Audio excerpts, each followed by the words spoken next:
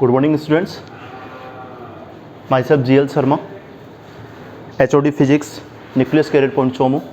आज अपन लोग 11th क्लास का टॉपिक स्टार्ट कर रहे हैं। इस चैप्टर के लिए जो भी आपके PDF नोट्स हैं वो आप कोचिंग में आकर के संपर्क कर सकते हैं। यहाँ से आपको PDF नोट्स मिल जाएंगे और वीडियो लेक्चर के अंदर मैं आपको कंप्लीट उस चीज़ को समझाऊंगा। अपन लोग फिजिक्स पढ़ रहे हैं, चैप्टर 1, और हमारे चैप्टर का नाम है बेटा मात्रक, विमाएँ एवं मापन, that is units, dimensions and measurement.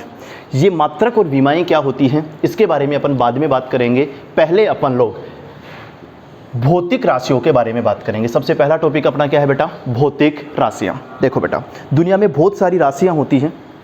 इनमें से कुछ राशियाँ ऐसी होती हैं जिनका मापन संभव है, अर्थात जिनका मापन अपन कर सकते हैं। तो जिन राशियों को मापा जा सकता है और जिनकी सहायता से भौतिक विज्ञान के सभी नियम एवं सूत्र परिभाषित किए जाते हैं, उन राशियों को ही अपन क्या कहते हैं बेटा? भौतिक राशियां कहते हैं। दूसरी चीज पर आप बाद में जाना, अभी आप सिर्फ इतना सोचो कि जिन राशियों का मापन संभव है, अर्थात जिन राशियों को अपन माप सकते हैं, वे तो हमारी भौतिक राशियां कहलाती हैं, परंतु जिन राशियों का मापन संभव नहीं है वो भौतिक राशियां नहीं होती हैं। अभी अपन भौतिक राशियों के बारे में बात कर रहे हैं, अर्थात जिन राशियों का मापन संभव है। चलिए उदाहरण देखते हैं। फॉर एग्जाम्पल द्रव्यमान। थोड़ा सा सोच के देखो बेटा, क्या हम किसी चीज़ का द्रव्यमान माप सकते हैं? बिल्कुल। अगर मैं आपको कहूँ कि फॉर एग्जाम्पल इस डस्टर का द्रव्यमान मापना है तो अपन बिल्कुल इसका द्रव्यमान माप सकते हैं। माना कि ये आ गया हमारे पास में 100 ग्राम। ऐसे ही कोई भी दूसरी चीज़ है, मान लो कोई पत्थर है, उसका द्रव्यमान अपन मापना चाहें, मान लो आ गया 500 ग्राम, या अपन किसी आदमी का द्रव्यमान मापना चाहें, मान लो उसका द्रव्यमान आ गया 70 ग्राम। तो सोच के देखो, अगर हमारे पास में कोई भी चीज़ है तो क्या हम उसके द्रव्यमान को माप सकते हैं? बिल्कुल। इसका मतलब द्रव्यमान एक भौतिक राशि है। अगला एग्जांपल, लंबाई। क्या हम लंबाई को माप सकते हैं? बिल्कुल। किसी भी चीज़ की लंबाई का अपन मापन कर सकते हैं। मान लो किसी मार्कर की लंबाई अपने को मापनी है, ये लंबाई आ गई मान लो 15 सेंटीमीटर। किसी चीज़ दूसरी चीज़ की लंबाई आपको मापनी है 5 फीट, 10 फीट, 5 मीटर, 10 मीटर, कोई भी चीज़ हो, हम उस चीज़ की लंबाई को माप सकते हैं। तो लंबाई भी हमारी भौतिक राशि है। समय, क्या हम लोग समय को माप सकते हैं? बिल्कुल। माना कि कोई आदमी, दिमाग में सोचो, अभी यहाँ खड़ा था और थोड़ी देर बाद में वहाँ चला गया, तो उसको यहाँ से लेकर वहाँ तक जाने में कितना समय लगा, उस समय को हम घड़ी से माप सकते हैं। 2 मिनट, 5 मिनट, 2 घंटे, 4 घंटे, जो भी समय लगता है हम उस समय का मापन कर सकते हैं। तो समय भी हमारी क्या है? भौतिक राशि है। अच्छा बेटा, तापमान। क्या हम किसी चीज़ का तापमान माप सकते हैं? बिल्कुल। थर्मामीटर से अपन तापमान माप सकते हैं। 40 डिग्री सेंटीग्रेड, 50 डिग्री सेंटीग्रेड, जो भी तापमान है उसका मापन किया जा सकता है। इसका मतलब ये भी भौतिक राशियाँ हैं। तो भौतिक राशियाँ क्या होती है बेटा? वे राशियाँ जिनका मापन किया जा सकता है वे हमारी क्या कहलाती हैं? भौतिक राशियाँ कहलाती है। मेन परिभाषा यही है। जितनी भी फिजिक्स के अंदर नियम होते हैं और जो भी सूत्र होते हैं फिजिक्स के, वो सब के सब इन भौतिक राशियों की सहायता से ही परिभाषित किए जाते हैं। जैसे मैं आपको फिजिक्स का एक नियम बता रहा हूं, V बराबर IR, आपने पढ़ा होगा। ये वास्तव में ओम का नियम है। तो देखो बेटा, ओम के नियम को परिभाषित करने के लिए हमने 3 चीजें यूज करी यहाँ पर। V क्या होता है? विभवांतर। और क्या हम विभवांतर का मापन कर सकते हैं क्या? बिल्कुल। वोल्ट मीटर से हम विभवांतर का मापन कर सकते हैं। तो ये विभवांतर हमारी भौतिक राशि है। आई क्या है? धारा। धारा का भी अपन मापन कर सकते हैं। 5 एम्पियर, 10 एम्पियर, जो भी धारा है अपन उसका एमीटर की सहायता से मापन कर सकते हैं। प्रतिरोध, प्रतिरोध का मापन भी अपन कर सकते हैं। 9th क्लास में आपने पढ़ा होगा, 5 ओम, 10 ओम, जो भी है उसका मापन कर सकते हैं। ध्यान देना बेटा, अब मैंने एक नियम लिखा, ओम का नियम, V बराबर IR। क्या इस ओम के नियम को परिभाषित करने के लिए मुझे 3 चीज़ों की जरूरत पड़ी? विभवांतर, धारा और प्रतिरोध। और ये तीनों की तीनों आपकी क्या है? भौतिक राशियां हैं। तो भौतिक विज्ञान के जितने भी नियम और सूत्र होते हैं, सभी नियम और सूत्र इन भौतिक राशियों की सहायता से ही परिभाषित किए जाते हैं। तो आपको क्या समझ में आया बेटा कि भौतिक राशियां जो होती हैं उनकी 2 परिभाषाएं हैं। पहली बात, जिन भौतिक राशियों का मापन संभव हो और जिनकी सहायता से भौतिक विज्ञान के सभी नियम और सूत्र परिभाषित हो, वो हमारी क्या कहलाती है? भौतिक राशियां कहलाती हैं। अभी अपने को मेनली केवल इसी चीज पर कंसंट्रेट करना है कि जिन राशियों का मापन संभव है वो भौतिक राशियां कहलाती है। जैसे द्रव्यमान मापन कर सकते हैं अपन, 2 किलोग्राम 5 किलोग्राम जो भी है। लंबाई मापन कर सकते हैं, 2 मीटर 5 मीटर 10 सेंटीमीटर जो भी लंबाई है हम उसका मापन कर सकते हैं। समय का मापन कर सकते हैं, 2 मिनट 5 मिनट 1 घंटा 2 घंटा जो भी समय लगता है हम समय का मापन कर सकते हैं। तापमान इसका भी मापन कर सकते हैं। तो ये सब की सब भौतिक राशियां है। अच्छा बेटा, अब मैं आपको एक अलग एग्जाम्पल बताता हूं। मैं आपको एक एग्जाम्पल देता हूं, क्रोध या चलो खुशी। सुनना बेटा, खुशी, क्रोध आदि। कोई आदमी खुश हो रहा है, दिमाग में सोच के देखो बेटा, अगर कोई आदमी खुश हो रहा है तो वो कितना खुश हो रहा है? 20 ग्राम खुश हो रहा है, 50 ग्राम खुश हो रहा है? क्या हम उस चीज़ का मापन कर सकते हैं क्या? नहीं, हम किसी इंसान की खुशी का मापन नहीं कर सकते। क्रोध, किसी आदमी को क्रोध आ रहा है यानी कि उसको गुस्सा आ रहा है, तो उसको 1 किलोग्राम गुस्सा आ रहा है या 5 किलोग्राम गुस्सा आ रहा है, क्या हम उसके क्रोध या गुस्से का मापन कर सकते हैं? नहीं। तो इसका मतलब क्रोध भी भौतिक राशि नहीं है। इसी प्रकार इंसान की जो भी भावनाएं होती हैं हम उनका मापन नहीं कर सकते, तो ये भौतिक राशियां नहीं होती है। हमें अपनी फिजिक्स के अंदर केवल और केवल भौतिक राशियों के बारे में बात करनी है, अर्थात केवल उन्हीं राशियों के बारे में बात करनी है जिनका मापन संभव है।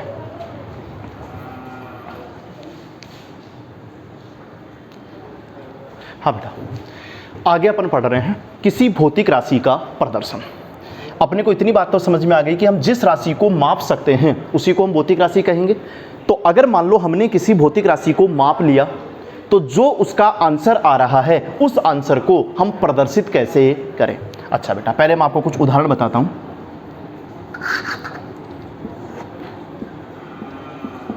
हाँ बेटा, पहला उदाहरण, मान लो हमने किसी वस्तु का द्रव्यमान मापा और वो जो आपके पास में वस्तु का द्रव्यमान आया वो द्रव्यमान हमारे पास में आ गया 6 किलोग्राम। तो बताइए हम इस चीज को प्रदर्शित कैसे करेंगे? कैसे प्रदर्शित करेंगे?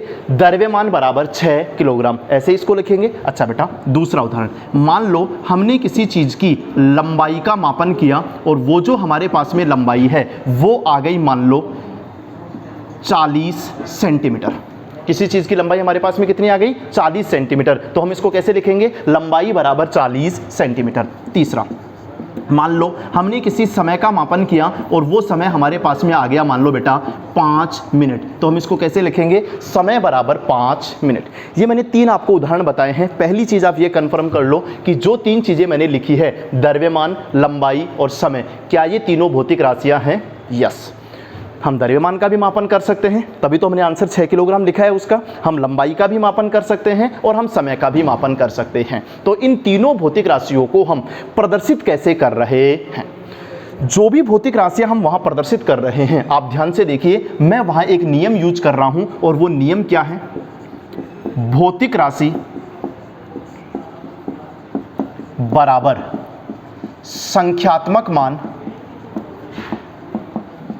और साथ में मात्रक। ये स्टैंडर्ड चीज़ है बेटा, इसको ध्यान से देखिए आप। किसी भी भौतिक राशि का प्रदर्शन कैसे किया जाता है? भौतिक राशि बराबर संख्यात्मक मान और उसके साथ में उसका मात्रक। आप सभी एग्जाम्पल्स देख लिए। पहले एग्जाम्पल में हमारी भौतिक राशि क्या है बेटा? द्रव्यमान। द्रव्यमान बराबर हमने क्या लिखा? 6 किलोग्राम। तो बेटा ये 6 जो है वो तो है इसका संख्यात्मक मान और उसके आगे जो किलोग्राम लगाया गया है वो क्या है? उसका मात्रक। अच्छा बेटा, अगला एग्जाम्पल देखिए। अगला एग्जाम्पल लिखा हुआ है लंबाई बराबर 40 सेंटीमीटर। दिमाग लगाइए, यही नियम वहां पर काम आ रहा है। सबसे पहले क्या लिखा हुआ है? लंबाई। तो वो लंबाई हमारी क्या है बेटा? भौतिक राशि बराबर संख्यात्मक मान। यहां संख्यात्मक मान कितना है बेटा? 40 दिख रहा है। और मात्रक क्या है उसका? सेंटीमीटर। तीसरे एग्जाम्पल में दोनों को तुलना करके सोच के बताइए बेटा। तीसरे एग्जाम्पल में भौतिक राशि कौन है? समय बराबर संख्यात्मक मान कितना है? 5 और मात्रक क्या है? मिनट। मेन चीज आप एक बार इस चीज पर कॉन्सेंट्रेट करो बेटा, ये मात्रक क्या होता है? किसी भी भौतिक राशि का मापन अपन जिस चीज में करते हैं वो ही उसका क्या होता है, मात्रक। अरे बेटा आपने इस द्रव्यमान का मापन किया और आंसर लिखा कितना, 6 किलोग्राम, तो वो किलोग्राम जो है वो इसका क्या हुआ, मात्रक। अच्छा बेटा, चाहते तो हम द्रव्यमान का मापन ग्राम में भी कर सकते हैं, किसी चीज का द्रव्यमान अपन 800 ग्राम भी लिख सकते हैं, तो फिर वहां मात्रक क्या हो गया बेटा, ग्राम। या फिर हम किसी चीज का द्रव्यमान बोल सकते हैं 6 क्विंटल, तो फिर वहां मात्रक क्या हो गया, क्विंटल। तो जिस चीज में हम उसका मापन कर रहे हैं वो ही क्या कहलाता है, उसका मात्रक। आप मुझे दिमाग लगा के सिर्फ ये बताओ कि पहले एग्जाम्पल में द्रव्यमान का मात्रक क्या है, किलोग्राम, समझ में आया।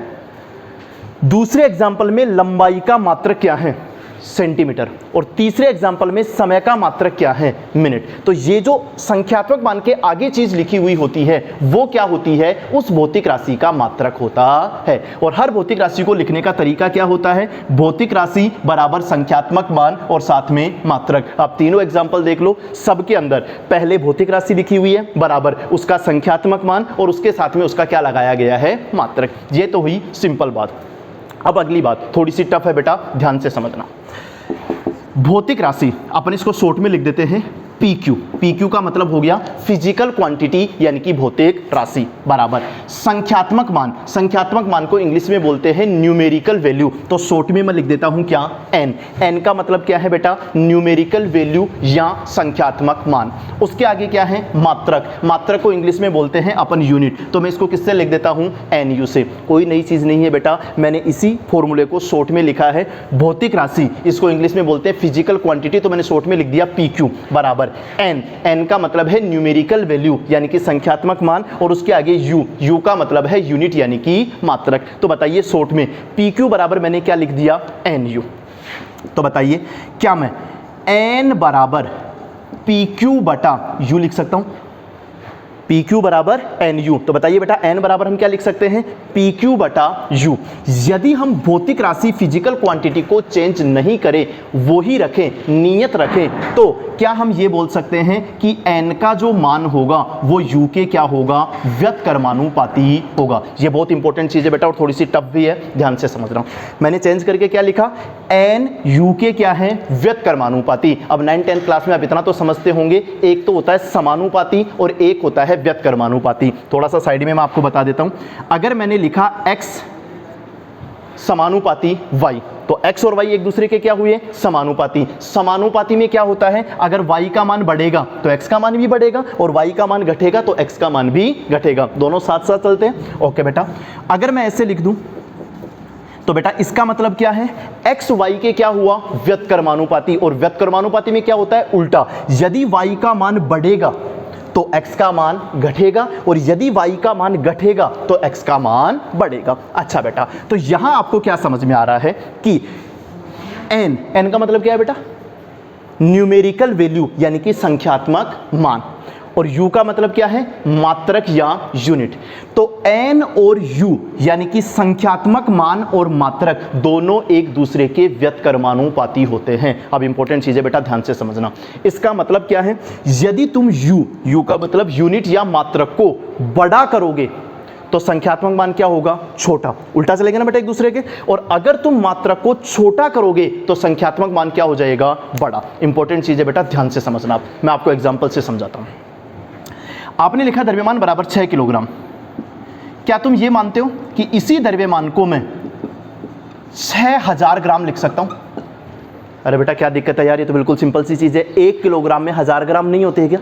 तो बताओ 6 किलोग्राम में कितने ग्राम हो जाएंगे, 6000 ग्राम। ऐसे लिख सकते हैं चेंज करके। अच्छा बेटा और बताता हूं, इसको चेंज करो। ये है लंबाई बराबर 40 सेंटीमीटर है। मैं चाहता हूं कि तुम इसको मीटर में कन्वर्ट करो। तो बेटा सेंटीमीटर को मीटर में कन्वर्ट करने के लिए 100 का भाग देते हैं। तो अगर तुम इस 40 में 100 का भाग दोगे तो ये बन जाएगा 0.4 और आगे आ जाएगा क्या, मीटर। 40 सेंटीमीटर को हम क्या लिख सकते हैं, 0.4 मीटर भी लिख सकते हैं। समय, तीसरा एग्जांपल है समय बराबर 5 मिनट। क्या मैं इसको चेंज करके ये लिख सकता हूं, 5 मिनट को सेकंड में कन्वर्ट करो। 1 मिनट में कितने सेकंड होते हैं बेटा, 60। तो 5 मिनट में कितने सेकंड होंगे, 60 से गुणा कर लो, कितना हो जाएगा, 300 सेकंड। मैंने 3 एग्जाम्पल थे, उनको मैंने चेंज किया है। पहला था मेरा द्रव्यमान बराबर 6 किलोग्राम, मैंने चेंज करके लिख दिया द्रव्यमान बराबर 6000 ग्राम। क्या दिक्कत है बेटा, 1 किलोग्राम में 1000 ग्राम होते हैं, तो मैं इसको क्या लिख सकता हूँ 6000 ग्राम। दूसरा था लंबाई बराबर 40 सेंटीमीटर, तो मैंने इसको मीटर में कन्वर्ट करने के लिए 100 का भाग दे दिया, तो ये क्या बन गया बेटा 0.4 मीटर। इसी प्रकार समय था 5 मिनट, तो मैंने 5 मिनट को क्या लिख दिया 300 सेकंड। अब इतना दिमाग तो होना चाहिए, 5 मिनट में कितने सेकंड होंगे, 1 मिनट में कितने सेकंड होते हैं 60, तो 5 से गुणा कर लेना, 5 मिनट में कितने सेकंड हो गए 300। अब आप अपने इस कॉन्सेप्ट पर आओ, वो कॉन्सेप्ट वहां पर अप्लाई होना चाहिए। वापस सुनिए बेटा, ये कॉन्सेप्ट क्या कहता है, ये कॉन्सेप्ट ये कहता है कि जब जब भी आप किसी भौतिक राशि का यू का मतलब क्या है बेटा, यूनिट यानी कि मात्रक को बड़ा करोगे तो संख्यात्मक मान छोटा होगा, और यदि तुम मात्रक को छोटा करोगे तो संख्यात्मक मान क्या हो जाएगा बड़ा। ध्यान से समझना बेटा, पहला एग्जाम्पल, इस एग्जाम्पल में पहले मात्रक था किलोग्राम और बाद में मात्रक हो गया क्या ग्राम। सिर्फ मात्रक पर कॉन्सेंट्रेट करो, पहले मात्रक क्या था किलोग्राम और बाद में क्या था मात्रक ग्राम। तो बताओ किलोग्राम की बजाय ग्राम जो है, क्या वो मात्रक छोटा हुआ क्या? यानी कि पहले एग्जाम्पल में अगर हम देखना चाहें तो जो मात्रक है यूनिट है वो क्या हो गई छोटी।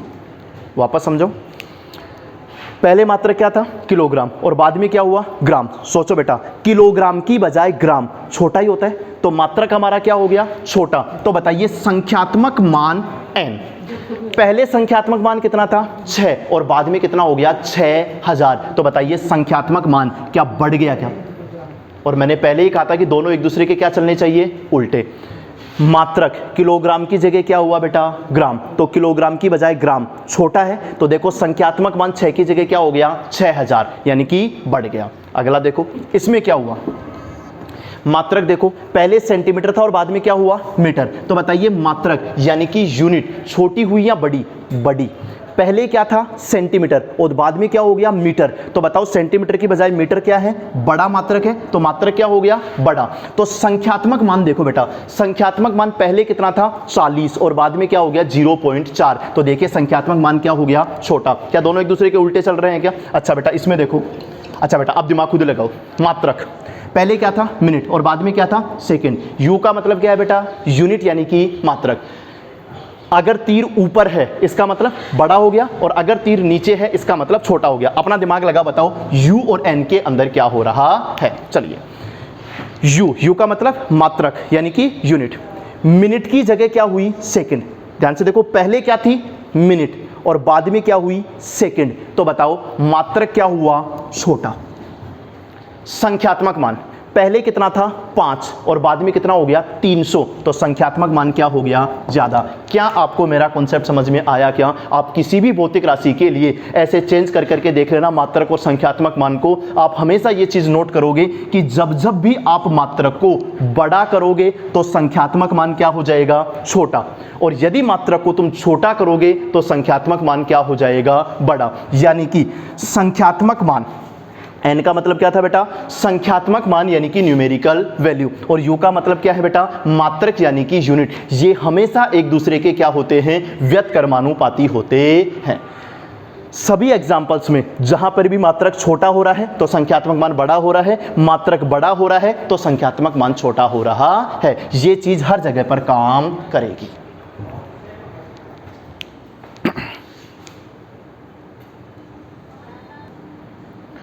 हाँ बेटा,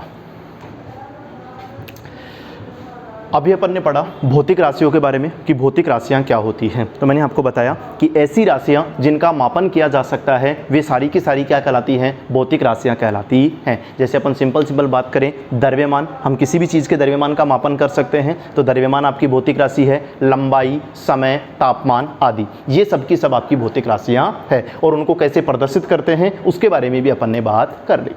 अब अपन आगे चल रहे हैं बेटा, नेक्स्ट अपन पढ़ रहे हैं भौतिक राशियों के प्रकार। निर्भरता के आधार पर भौतिक राशियां दो प्रकार की होती हैं। निर्भरता के आधार का मतलब क्या है कि निर्भर करने या निर्भर नहीं करने के आधार पर भौतिक राशियां दो प्रकार की होती है। कौन कौन सी?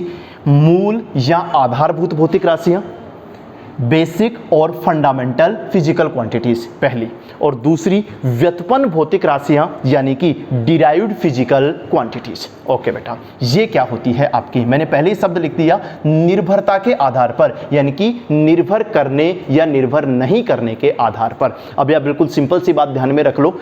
पहली है मूल या आधारभूत भौतिक राशियां। मूल या आधारभूत भौतिक राशियां वे होती हैं जो कि अन्य राशियों पर निर्भर नहीं करती। मूल या आधारभूत भौतिक राशियां क्या होती है बेटा, जो कि अन्य भौतिक राशियों पर निर्भर नहीं करती हैं। अच्छा बेटा, और व्युत्पन्न भौतिक राशियां क्या होती हैं, जो कि अन्य भौतिक राशियों पर निर्भर करती हैं।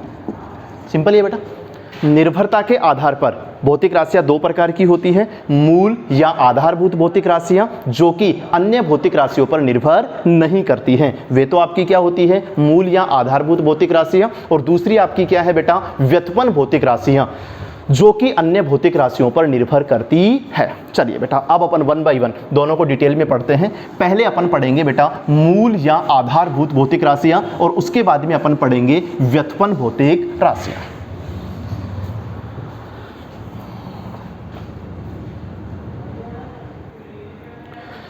हाँ बेटा, मैंने आपको बताया कि भौतिक राशियां निर्भरता के आधार पर दो प्रकार की होती है। एक आपकी होती है मूल या आधारभूत भौतिक राशियां, और दूसरी आपकी होती है व्युत्पन्न भौतिक राशियां। पहले अपन पढ़ रहे हैं मूल या आधारभूत भौतिक राशियां, दैट इज बेसिक और फंडामेंटल फिजिकल क्वांटिटीज। मैंने आपको पहले ही बता दिया कि मूल या आधारभूत भौतिक राशियां वे भौतिक राशियां होती हैं जो कि अन्य किसी भौतिक राशि पर निर्भर नहीं करती हैं। तो ये अन्य भौतिक राशियों पर निर्भर नहीं करती हैं, ये आपकी मूल भौतिक राशियां होती हैं। अब मूल भौतिक राशियां या आधारभूत भौतिक राशियां कौन कौन सी होती है। एसआई पद्धति, देखो बेटा, भौतिक राशियों या मात्रकों की अलग अलग पद्धतियां होती हैं। जनरली 4 पद्धतियां अपन बात करते हैं, 9th-10th क्लास में आपने थोड़ा बहुत पढ़ा भी होगा। एक होती है आपकी एमकेएस पद्धति, एक आपकी होती है सीजीएस पद्धति, एक आपकी होती है एफपीएस पद्धति, और वर्तमान में जो लेटेस्ट पद्धति अपन यूज कर रहे हैं वो है हमारी कौन सी, एसआई पद्धति। मेनली अपने को केवल किसके बारे में बात करना है बेटा, एसआई पद्धति के बारे में बात करनी है। तो एसआई पद्धति, इसकी फुल फॉर्म है सिस्टम ऑफ इंटरनेशनल यूनिट्स में कुल 7 मूल भौतिक राशियां परिभाषित की गई है। एसआई पद्धति में कितनी मूल भौतिक राशियां परिभाषित की गई है, 7, और अपने को वही याद करनी है। 7 मूल भौतिक राशियां कौन कौन सी परिभाषित की गई है बेटा, इन सबके नाम, एसआई मात्रक और विमीय सूत्र अपने को अच्छे से याद करने हैं। पहले अपन देख लेते हैं उन 7 मूल भौतिक राशियों के नाम। मैं फिर से बोल रहा हूं बेटा, ये कौन सी पद्धति की बात हो रही है, एसआई पद्धति की, और अपने को वही पद्धति पढ़नी है। एसआई पद्धति में कुल कितनी मूल भौतिक राशियां परिभाषित हैं, 7, और वो कौन कौन सी है बेटा। पहली है द्रव्यमान, इसको इंग्लिश में अपन क्या बोलते हैं, मास।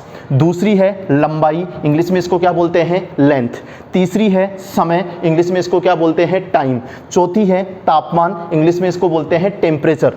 5वीं है विद्युत धारा, इंग्लिश में इसको बोलते हैं इलेक्ट्रिक करंट। 6वें नंबर पर है पदार्थ की मात्रा, क्वांटिटी ऑफ सब्सटेंस या क्वांटिटी ऑफ मैटर। और 7वें नंबर पर है प्रदीपन तीव्रता, ल्यूमिनियस इंटेंसिटी। तो एसआई पद्धति में मूल भौतिक राशियां या आधारभूत भौतिक राशियां कितनी परिभाषित की गई हैं, 7। इन 7 के अपने को नाम याद करने हैं। अब मैंने बात ध्यान से सुनो बेटा, हमारे चैप्टर का नाम क्या था, मात्रक, विमाएं एवं मापन। मापन की बात अपन आगे करेंगे, बाद में छोड़ो।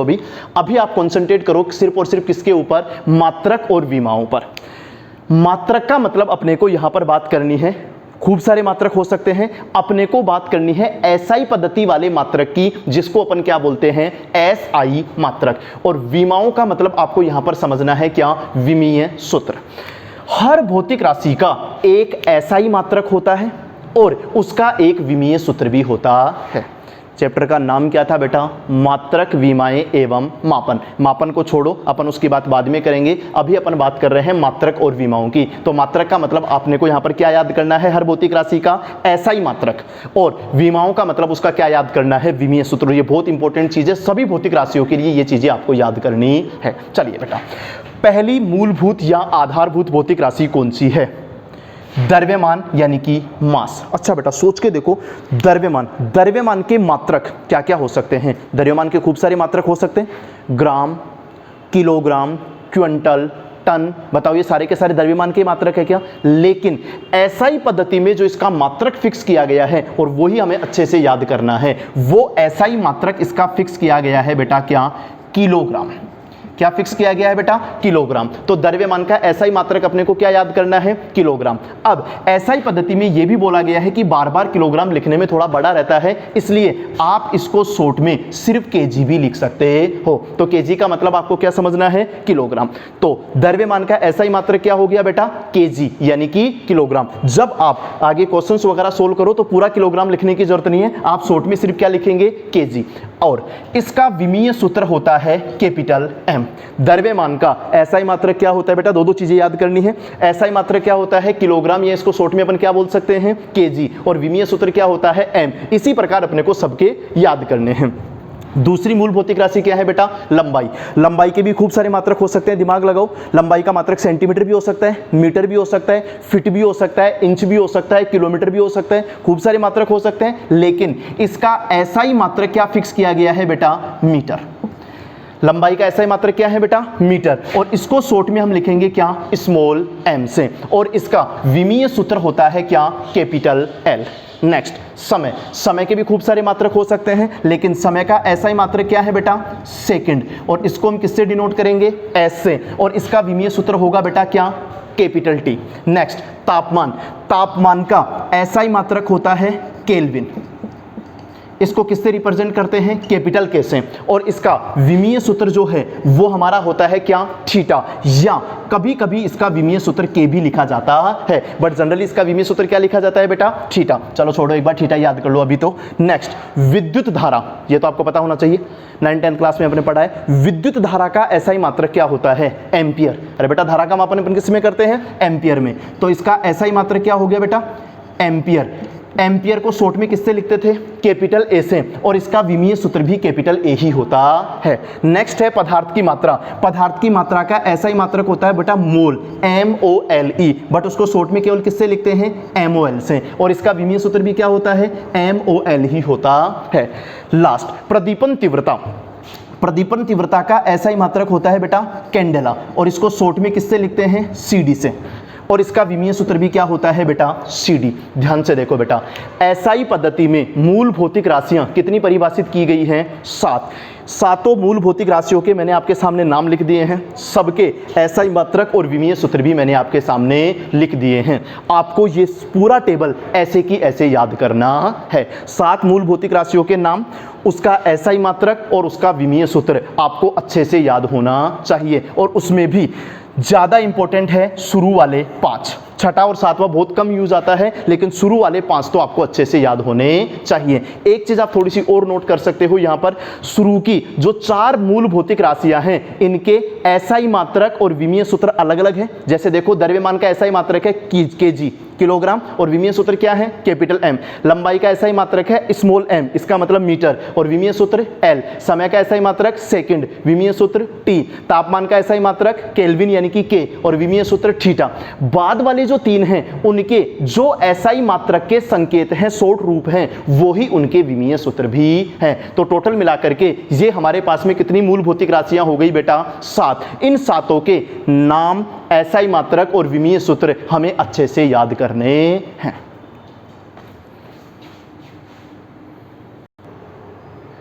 हाँ जी, अभी जो अपन ने 7 मूलभूत भौतिक राशियां पढ़ी, उनके एसआई मात्रक और विमीय सूत्र अपन ने याद कर लिए। पहले एसआई पद्धति के अंदर ये 7 मूल भौतिक राशियां ही दी गई थी। बाद में एसआई पद्धति के अंदर 2 मूल भौतिक राशियां और जोड़ी गई, लेकिन वो 2 मूल भौतिक राशियां बाद में जोड़ी गई थी, इसलिए उनको अलग से नाम दे दिया गया क्या? पूरक राशियां, सप्लीमेंट्री क्वांटिटीज। ठीक है, ये भी आपकी मूल भौतिक राशियों के अंदर ही है, चाहो तो आप इसको भी इसके साथ ही याद कर सकते हो। और वो पूरक राशियां जो कि बाद में जोड़ी गई थी, वो कौन कौन सी थी? एक तो था कोण, यानी कि एंगल। कोण आपने सुना होगा। सपोज दैट ये इस प्रकार से किसी बिंदु के ऊपर थीटा कोण अंतरित हो रहा है, तो कोण थीटा बराबर क्या होता है बेटा? आपका चाप बटा त्रिज्या। 9th-10th क्लास में आपने पढ़ा होगा, कोण बराबर क्या होता है बेटा? चाप बटा त्रिज्या। ये कोण या एंगल, इसका एसआई मात्रक होता है बेटा रेडियन, और इसको शॉर्ट में लिखते हैं RAD। आप उस टेबल के हिसाब से समझ लेना बेटा। कोण इसका एसआई मात्रक क्या होता है बेटा, पहले अपन लिख रहे हैं एसआई मात्रक और उसके आगे क्या लिख रहे हैं, विमीय सूत्र। तो इसका एसआई मात्रक होता है रेडियन, या इसको शॉर्ट में लिखते हैं RAD, और उसके बाद में है विमीय सूत्र। इसका कोई विमीय सूत्र नहीं होता है, विमाहीन का मतलब इसका कोई विमीय सूत्र नहीं होता है। दूसरी पूरक राशि है बेटा आपकी क्या, ठोस कोण, सॉलिड एंगल। इसका एसआई मात्रक होता है स्टेरेडियन, इसको अपन शॉर्ट में SR से डिनोट करते हैं, और ये भी एक विमाहीन राशि है, इसका भी कोई विमीय सूत्र नहीं होता है। तो सुनिए बेटा, हमारे पास में टोटल मूल भौतिक राशियां कितनी हो गई बेटा, 7 तो मैंने अपन ने टेबल में पढ़ी, और 2 पूरक राशियां आपने और पढ़ी, वो भी आपको याद करनी है। तो टोटल हमारे पास में मूल भौतिक राशियां हो गई 7 + 2, 9 मूल भौतिक राशियां हो गई। आपको सभी मूल भौतिक राशियों के नाम, उनके एसआई मात्रक और उनके विमीय सूत्र अच्छे से याद करने हैं।